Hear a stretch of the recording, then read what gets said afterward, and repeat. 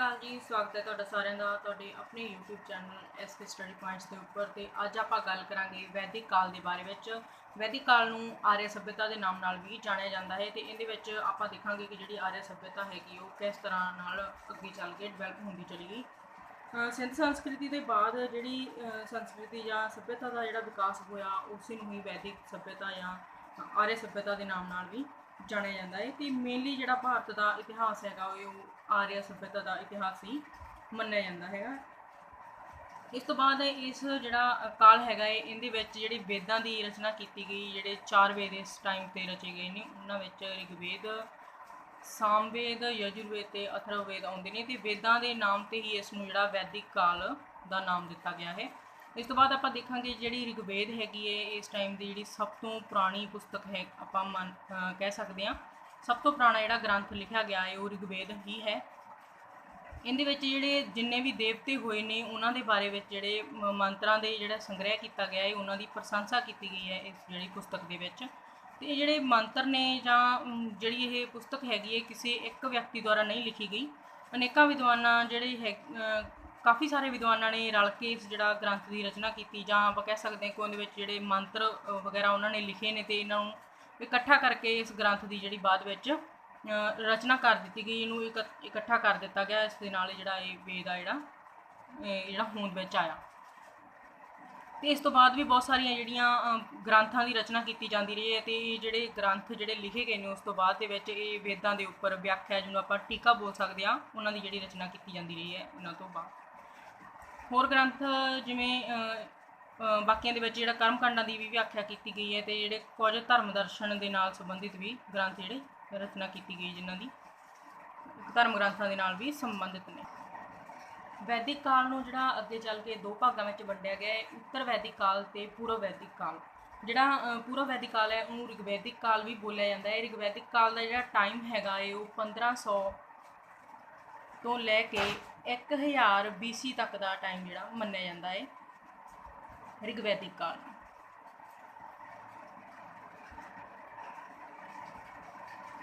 इस तो बाद आप गल करांगे जोड़ा उत्तर वैदिक काल है उसका टाइम जोड़ा हैगा है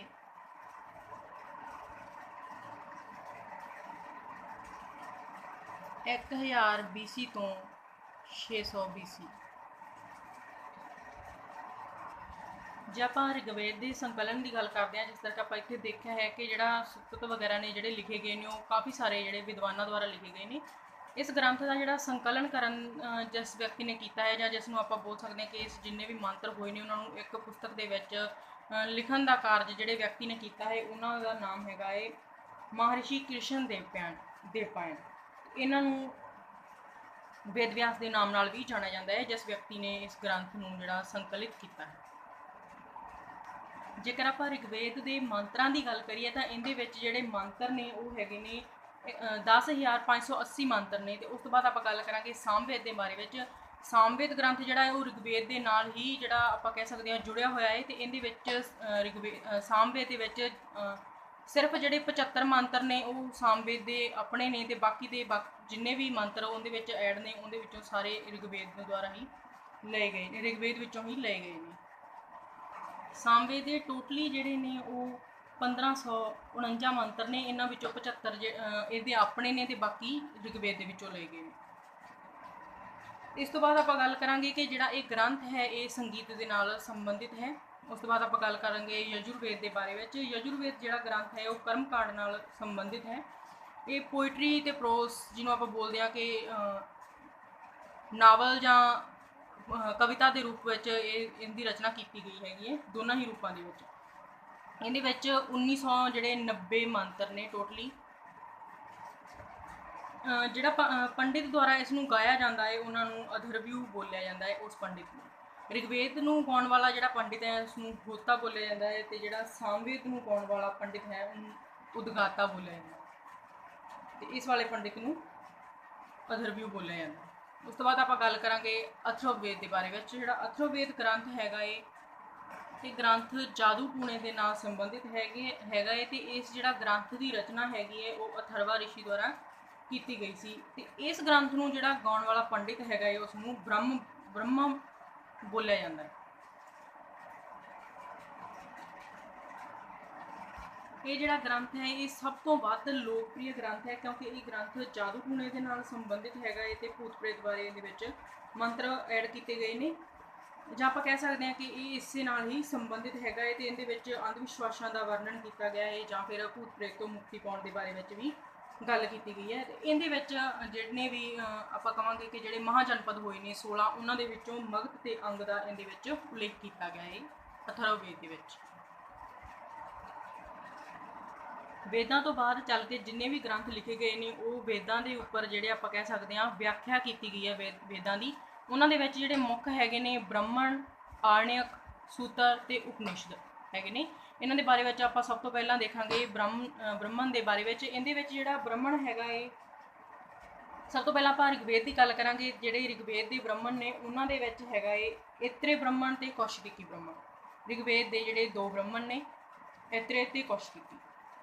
ਉਸ ਤੋਂ ਬਾਅਦ ਆਪਾਂ ਰਿਗਵੇਦ ਦੇ ਹੀ ਆਰਣਯਕ ਦੀ ਗੱਲ ਕਰਾਂਗੇ। ਇਹਦੇ ਵਿੱਚ ਇਤਰੇ ਤੇ ਕੌਸ਼ਿਕੀ ਹੀ ਸੇਮ ਨਾਮ ਨੇ ਇਹਨਾਂ ਦੇ। ਜਿਹੜੇ ਆਰਣਯਕ ਨੇ ਰਿਗਵੇਦ ਦੇ, ਉਹਨਾਂ ਦਾ ਨਾਮ ਵੀ ਇਤਰੇ ਤੇ ਕੌਸ਼ਿਕੀ ਹੀ ਹੈ। ਤੇ ਉਸ ਤੋਂ ਬਾਅਦ ਆਪਾਂ ਉਪਨਿਸ਼ਦਾਂ ਦੀ ਗੱਲ ਕਰਾਂਗੇ। ਜਿਹੜੇ ਰਿਗਵੇਦ ਦੇ ਉਪਨਿਸ਼ਦ ਨੇ ਉਹਨਾਂ ਦੇ ਵਿੱਚ ਵੀ ਉਹਨਾਂ ਦੇ ਸੇਮ ਹੀ ਨਾਮ ਨੇ, ਇਤਰੇ ਤੇ ਕੌਸ਼ਿਕੀ।